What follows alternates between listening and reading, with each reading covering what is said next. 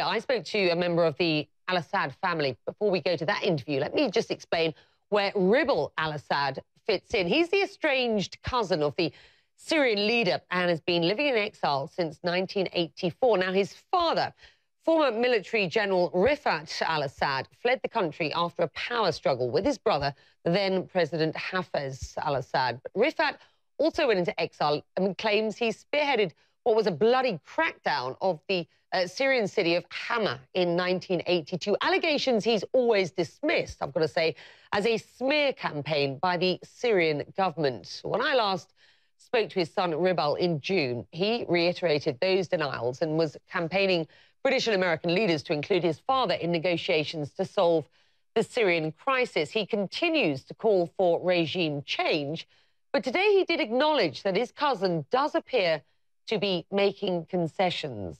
Have a listen to this.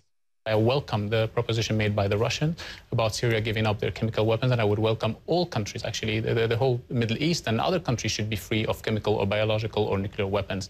And I think this is a good time to do that and have Syria free of those arms, because we don't know in whose hands they could fall. Do you truly believe that your cousin, Bashar al-Assad, is prepared to give up his cache, and many people say it's one of the biggest in the world, of chemical weapons at this stage?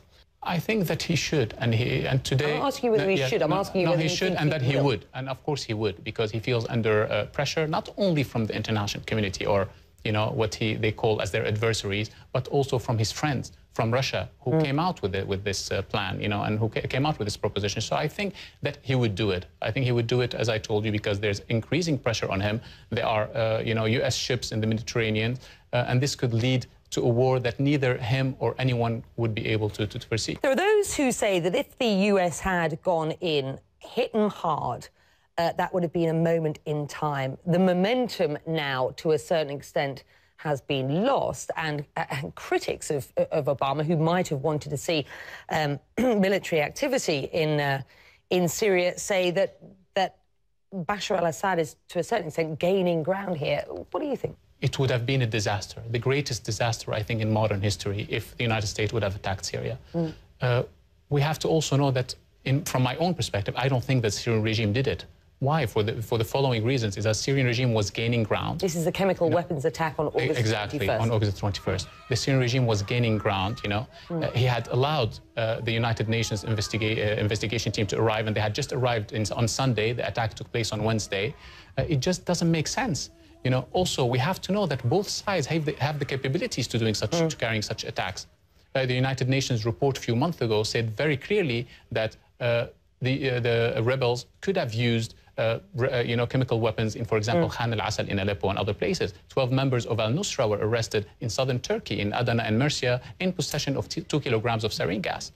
With respect, you failed to help build a credible opposition that perhaps the West could back in Syria. But Becky, first, let's not say that I failed. We were not given the chance. There is no coalition that the West can back. That's the problem. It's true, because when you do first a conference in Turkey and invite only the Muslim Brotherhood, and don't take into account that there are many other democratic groups who would like to participate or who should participate. When you do another one, it took Ms. Clinton 18 months to say and to announce that the SNC, the Syrian National Council, did not represent the Syrian people. 18 months, there was, thousands and thousands of deaths. And then they went to Qatar, to another undemocratic countries, and have another conference, and they brought only the people that they wanted. Is your dad up for getting involved in Syrian politics again? Just yes or no? I mean, I cannot speak for my father, I can speak for myself. I would like, personally, to see a certain role where my father and I said many other people, who have supporters on the ground, general support, they should play a transitional role, because they should appease and make at ease all people who do not, who of course want to change that regime, but don't want to have Islamists. But regime change isn't what everybody's going for at this point, is it? It doesn't. Even if we're looking at a political solution going forward down the road. It has to be peaceful transitional change. It cannot be any other way. It has to be a political, peaceful solution. You and I spoke about 6 months ago. Are you more or less optimistic today about the future for Syria?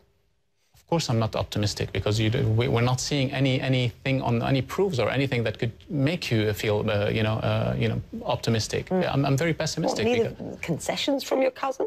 It is the fact that he'll give up his chemical weapons. Yes, but still, talking to the international community. He said he's going to give them up, but at the same time, we hear also that the opposition, the rebels, have just received, weapons from, Western countries and the United States. So it doesn't look like one side or both sides are willing to give up backing one side or another militarily.